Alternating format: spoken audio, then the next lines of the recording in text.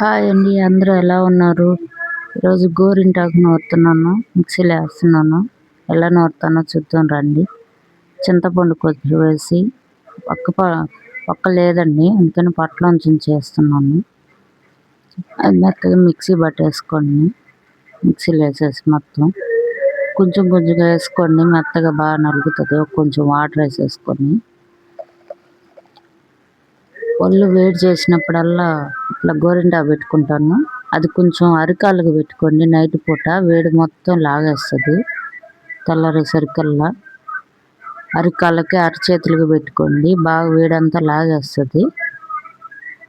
అది ఎలా చేసుకోవాలనేది చూడండి. గోరింటాకు చింతపండు వాటర్ వేసేసి బాగా మెత్తగా మిక్సీ పట్టేసుకోండి.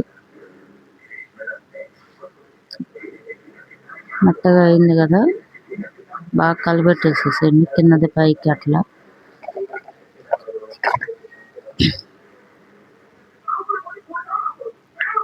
మిక్సీ బాగా పట్టేసేసి మెత్తగా అయిన తర్వాత మిక్సీలో తీసేసేసి ఇంకా అయింది కదా, ఇంకా తీసేసి గిన్నెలో వేసేసుకున్నాం. ఇంకా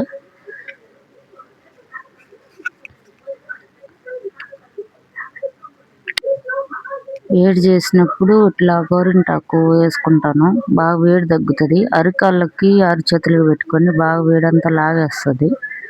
ఇప్పుడు ఒక గిన్నెలో తీసేసుకోండి. ఇదంతా ఒక గిన్నెలో తీసేసుకున్నాము.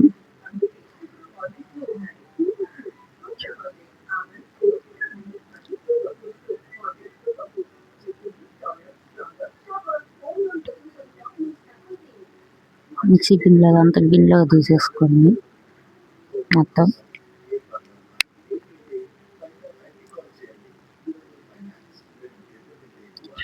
అంతా తీసేసుకోండి శుభ్రంగా మొత్తం. బాగా పండుతుంది. నేను చెప్పినట్టే ఏంటి, ఎంత పండలేని గోరింటాకైనా బాగా పండుతుంది. ఇది కొన్ని చెట్లు బాగా పండవని అంటారు, గోరింటాకు బాగా పండలేదని. నేను చెప్పినట్టేంటి బాగా పండుతుంది ఎర్రగా. నేను దాంట్లో ఏమేమి వేసానని మొత్తం బాగా మిక్సీ పట్టేసుకున్నాక మెత్తగా బాక్స్ గిన్నెలోకి తీసేసుకున్నాను.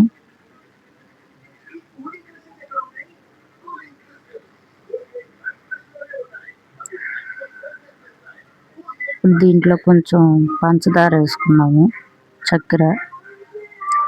చక్కెర వేసుకుంటే కొంచెం బాగా పండుతుంది. నేను అలాగే వేస్తాను ఎప్పుడైనా. ఒక స్పూన్ చక్కెర వేసుకొని బాగా కలిపెట్టేసేయండి. మిక్సింగ్ చేసేసేయండి, బాగా కలిపెట్టేసారు కదా, ఇంకొక 10 నిమిషాలు ఫ్రిడ్జ్లో పెట్టేసేస్తాను. మామూలుగా ఫ్రిడ్జ్లో కొంచెం కింద పెట్టేసేయండి, ఒక చల్లబడుతుంది. ఫ్రిడ్జ్లో పెట్టేసేస్తే నైట్ పెట్టేసుకోండి, ఇంకా బాగా పండుతుంది. చూడండి ఎలా పండిందో నా చెయ్యి. తెల్లారేసరికల్లా బాగా పండింది. అరికాళ్ళు అరిచేతులు అన్నీ పెట్టుకున్నాను నేను, బాగా పండింది. మీరు కూడా ట్రై చేయండి. బాయ్.